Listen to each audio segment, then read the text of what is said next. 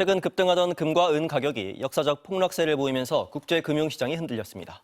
트럼프 행정부가 우리 관세를 인상했지만 원화 가치는 오히려 올랐습니다. 예측할 수 없는 금융시장 움직임의 이유를 이성일 경제전문기자에게 들어보겠습니다.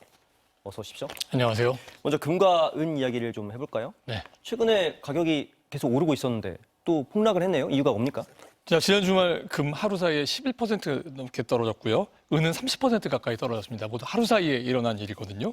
금은 최근 한때 1온스에 5,600달러를 넘어설 정도로 한동안 꾸준한 상승세였습니다. 그러다 보니 가진 돈보다 몇 배어치의 금을 산 투자자들이 많았습니다. 그런데 갑자기 가격이 하락해서 이런 투자자가 맡긴 증거금을 넘어서게 되면 금을 강제로 팔아야 합니다. 작은 하락이 더 큰 하락을 불러오는 이 연쇄적 악순환이 벌어질 수가 있는 건데요. 자, 이게 실제 금과 은 시장에서 지난 주말 하루 사이에 벌어진 겁니다. 은의 경우에는요, 지난 1980년 1월 초에 벌어진 대폭락 사태 이후에 45년 만에 처음으로 50달러를 넘어선 게 지난해 10월이거든요. 자, 그 뒤 불과 석 달 사이에 2배 넘게 오르는 역사적인 상승세를 보이다가 또 하루 사이에 상당히 주저앉은 셈이 됐습니다. 네, 근데 금과 은뿐만 아니라 코인도 같은 날 하락을 했고 주가도 약세를 보이고 있습니다. 이유가 뭡니까? 자, 비트코인도 말씀하신 대로 크게 떨어졌거든요. 금과 은과 마찬가지로 레버리지, 즉 자기가 가진 돈보다 훨씬 많은 돈을 투자한 그런 투자자들이 많은 대표적 위험 자산입니다.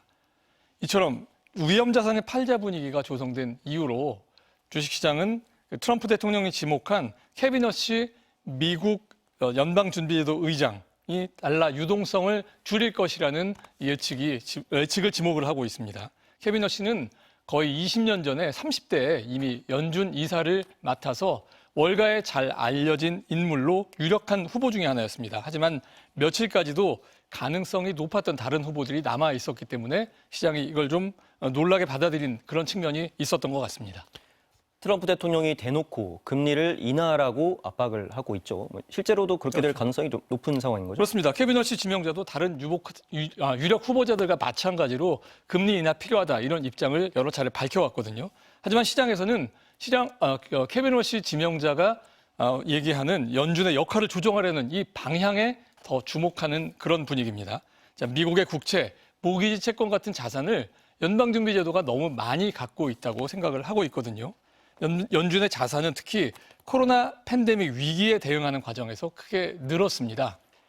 금융기관이 정부에서 국채나 모기지 증권을 받아오고 시중에 대신 달러를 많이 푼 건데요. 그 규모가 2배, 연준이 설립된 이래 발행된 달러보다 더 많은 규모가 불과 2년 사이에 늘어났던 거죠. 그만큼 시중에는 달러가 흔해졌겠죠. 자산 가격이 오르고 물가까지 그래서 오르게 됐다는 게 바로 케빈 허시의 생각입니다. 연준이 자산을 줄이면 금융기관이 쉽게 돈을 빌리기 어려워질 것이라는 생각에 그간 많이 올랐던 금과 은 가격부터 폭락한 것이라고 해석을 할 수가 있을 겁니다. 자, 중요한 건 또 금리겠죠.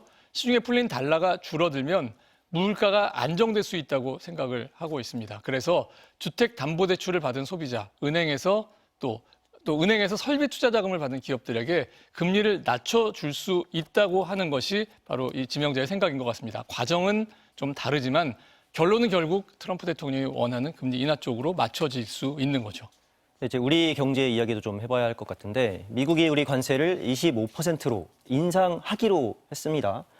그렇게 하겠다고 이제 압박을 하고 있는 거죠, 지금? 네네. 예. 당연히 우리 시장이 불안해질 거다 이런 우려가 나오고 있는데 원화가 오히려 강세를 보이고 있습니다. 이건 왜 그런 겁니까? 자, 말씀하신 대로 그 정반대 지금 움직임이었거든요. 그 원인은 엔화가 그만큼 강해진 그런 시장 환경의 변화에 있다고 볼 수가 있을 겁니다. 자, 열흘 전쯤 미국의 뉴욕 금융기관의 연방준비제도 지역은행이 엔달러 환율이 얼마인지를 묻는 전화를 돌렸다고 합니다. 자, 환율을 몰라서 묻는 건 아닐 거고요. 엔화가 너무 싸졌으니 그만 팔아라라는 압박.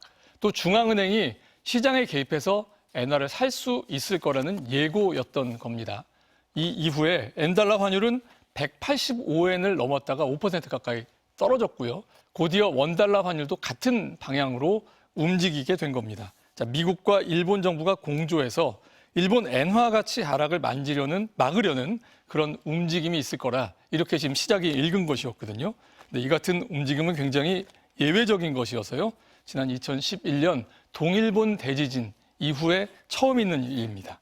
자, 금값도 그렇고 미국, 일본의 공조 움직임도 모두 수십 년 만에 처음 일어나는 일들이 지금 여럿 겹쳐 보이고 있는 거죠. 그만큼 시장의 흐름이 급격히 바뀔 수 있는 불안한 시장이라는 뜻도 될 겁니다. 대외적 영향을 워낙 많이 받다 보니 예측도 쉽지 않은 것 같습니다. 그렇습니다. 이성일 기자 잘 들었습니다.